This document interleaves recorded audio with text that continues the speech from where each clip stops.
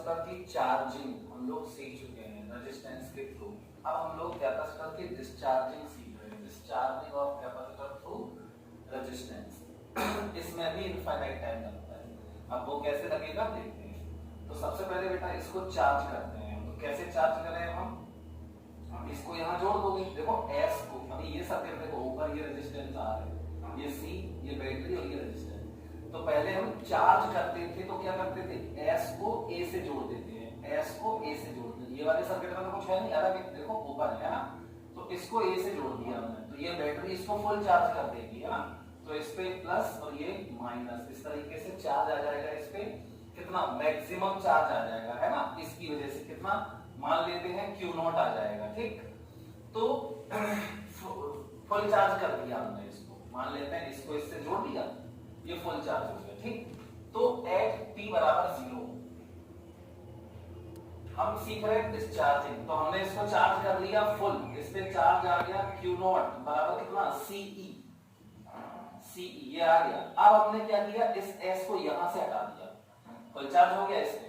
अब हमने इसको यहां से हटा के B से जोड़ दिया। ठीक, अब B से जोड़ा तो देखो ये प्लस और ये माइनस, रेजिस्टेंस के थ्रू देखो चार्ज यहां से चलना शुरू हो जाएगा। ठीक, और प्लस वाला पूरा चार्ज रेजिस्टेंस के थ्रू माइनस पे आ जाएगा। तो इसका Q0 जो है, इसका प्लस ये हटा दे रहे हैं, इसका प्लस Q0 धीमे धीमे यहां आके माइनस Q0 के साथ 0 हो जाएगा। ये प्लस Q0 ये माइनस Q0, तो प्लस Q0 यहां से आके 0 हो जाएगा पूरा।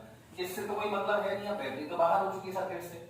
ठीक, तो इसकी जितनी भी एनर्जी थी Q0 स्क्वायर अपॉन 2C वो पूरी की पूरी इसमें चली जाएगी। तो जैसे ही हमने S को B से जोड़ा, अब डिस्चार्जिंग स्टार्ट हुई है, तो हम इसको बोलेंगे T बराबर 0। तो एट T बराबर 0 अभी बताओ इस पे कितना चार्ज होगा, मैक्सिमम। T बराबर 0 पे थोड़ी ना एकदम डिस्चार्ज हो जाएगा, अब स्टार्ट होगा डिस्चार्ज होना। तो एट T बराबर 0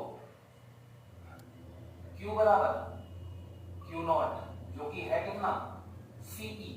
ठीक, और अब देखो इसके अक्रॉस पोटेंशियल डिफरेंस कितना है, वो भी मैक्सिमम कितना E, जितना इसका है उतना इसके ऊपर होगा E।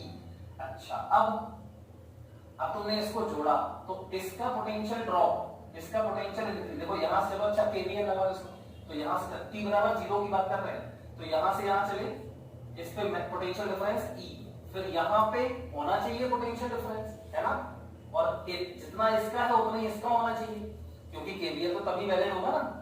तो यहाँ पे T बराबर 0 पे इसका मतलब है करंट होगी, और कितनी होगी, मैक्सिमम। जैसे कि चार्जिंग वाले सर्किट में भी T बराबर 0 पे करंट मैक्सिमम होती थी, बस इस पे चार्ज 0 होता था। ठीक, तो यहाँ पर I क्या होगी, I0 मैक्सिमम करंट होगी, क्योंकि इसका पोटेंशियल डिफरेंस मैक्सिमम है अभी, तो इसका भी मैक्सिमम ही होगा। फिर धीमे धीमे जब इसका चार्ज यहाँ जाता रहेगा तो इसका चार्ज डिक्रीज होता रहेगा, तो मैं मानूंगा कि T टाइम पे चार्ज बचा Q, और तब इस पे करंट होगी I, तो इसका potential difference Q by C बचा, जबकि पहले क्या था Q0 बाई C मतलब E, Q0 बाई C मतलब E। तो पहले इसका भी E था T बराबर 0 पे, अभी T बराबर T पे इसका चार्ज डिक्रीज होते होते Q बचा, तो यहाँ पे पोटेंशियल इसमें करंट हो गई I, तो इसका पोटेंशियल डिफरेंस हो जाएगा कुछ V बचेगा, क्या बचेगा V। अच्छा, अब देखो तो I बराबर I0, T बराबर 0 पहले करंट बताओ, तो T बराबर 0 पे इसका पोटेंशियल डिफरेंस E था, इसका भी E होगा, तो I0 बराबर हो जाएगा E बाई R। क्लियर।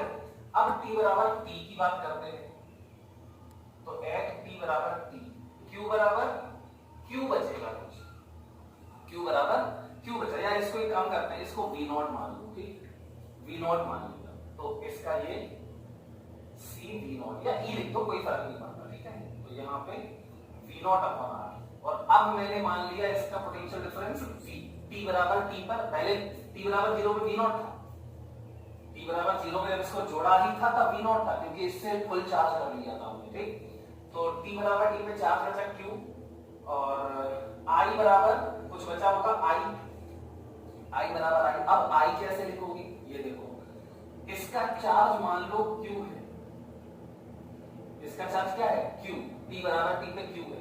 अब dt टाइम को डिस्चार्जिंग में क्या होता है, जैसे चार्जिंग में Q के बाद dt टाइम दे देते तो चार्ज dq बढ़ जाता था, है ना।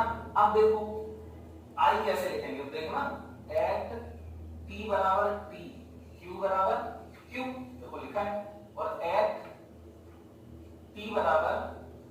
प्लस डी टी, क्यू बराबर क्यू प्लस डी क्यू या माइनस डी क्यू, इससे निकल जाएगा, इससे चार्ज निकल जाएगा यहां से और यहां आ जाएगा, तो क्यू माइनस डी क्यू बचेगा। चार्जिंग थोड़ी हो रही, डिस्चार्जिंग हो रही, चार्ज कम हो रहा है इसका। अच्छा, अब इसका जो डिक्रीज इन चार्ज हुआ, डिक्रीज इन चार्ज वो कितना हुआ, तो देखना डिक्रीज इन चार्ज वो हुआ ये, मतलब Q minus D Q, final minus initial, minus Q कितने टाइम में, dt टाइम में, तो इन dt time decrease in charge बराबर हो गया माइनस डी क्यू। मतलब कि ये dq जो है, dq ये माइनस dq हो गया, समझ गए ना। अब देखो ध्यान से, तो यहाँ पे करंट की वैल्यू हम क्या लिखेंगे, करंट I बराबर माइनस dq बाय dt, ये आएगा। जब डिक्रीज होता है चार्ज तो करंट की value minus dq by dt होती है। अब बेटा देखो ध्यान से, अभी और अच्छे से क्लियर हो जाएगा ये। अभी इसमें क्या करो, केवीएल लगा दो, ठीक। तो केवीएल लगा देते हैं, चलो ऐसे चल देते हैं, ठीक ऐसे।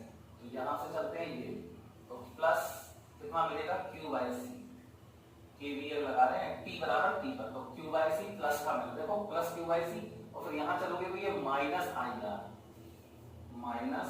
आर बराबर 0, ठीक। अब देखना ध्यान से, q बाय सी बराबर ये हो गया आई आर। आई को क्या लिखे हम, आई को आप लिखोगे D Q minus D Q by D T, I को लिखोगे minus D Q by D T, क्योंकि क्यू देखो ऐसे फिर से बताते हैं एक बार, क्यू बाय सी बराबर माइनस आई को लिख दो D Q by D T और ये इंटू आर। अब ये minus D Q by D T क्यों लिखा, क्योंकि चार्ज डिक्रीज हो रहा है। मैंने बोला चार्ज अगर डिक्रीज हो रहा है तो minus D Q D T तो पॉजिटिव है, चार्ज टाइम तो बढ़ रहा है लेकिन चार्ज घट रहा है, तो माइनस नेगेटिव रेट होगा इसका, तो minus D Q by D T, ठीक।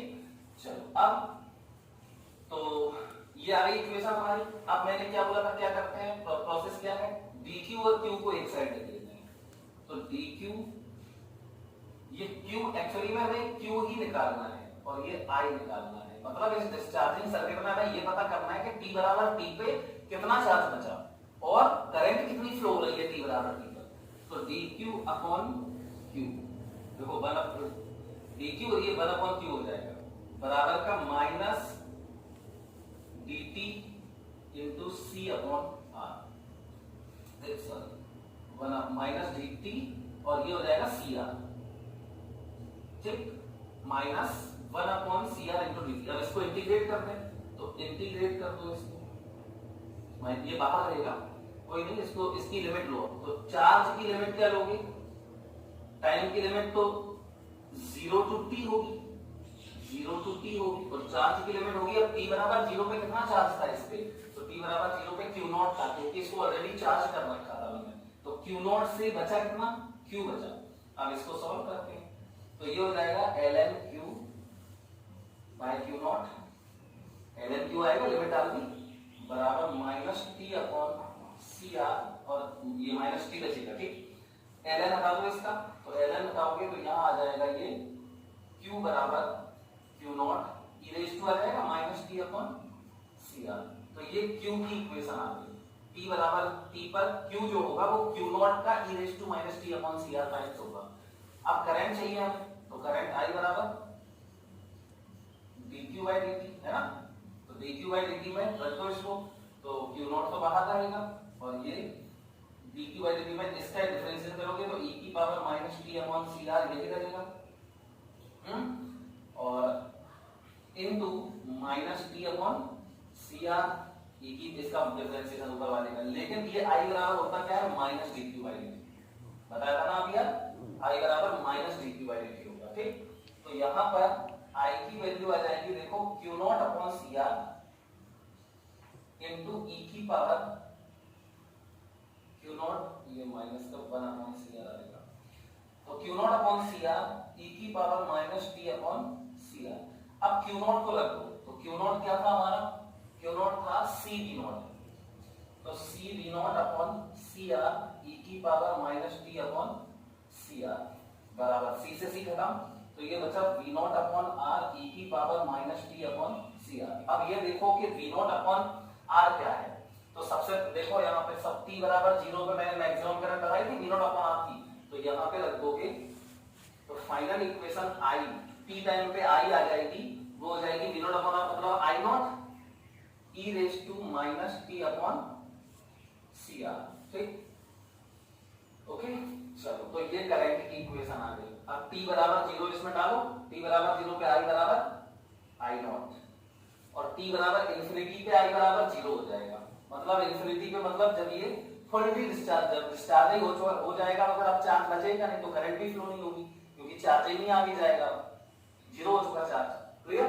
तो q की इक्वेशन है हमारी ये और i की इक्वेशन है हमारी ये, बिल्कुल सिंपल सी है। देखो उसमें क्या डिफरेंस है, उसमें क्या था q बराबर, उसमें था q बराबर q नॉट 1 चार्जिंग में minus T upon C R, और करंट की इक्वेशन थी i बराबर i naught e raise to minus T upon C R, ये चार्जिंग की इक्वेशन थी।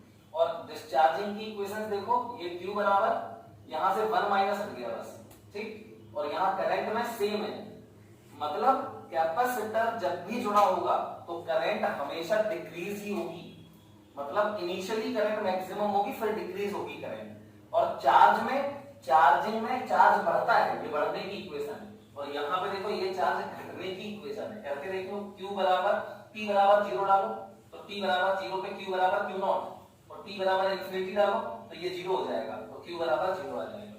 ठीक, तो ये डिस्चार्जिंग सर्किट है हमारा। ठीक।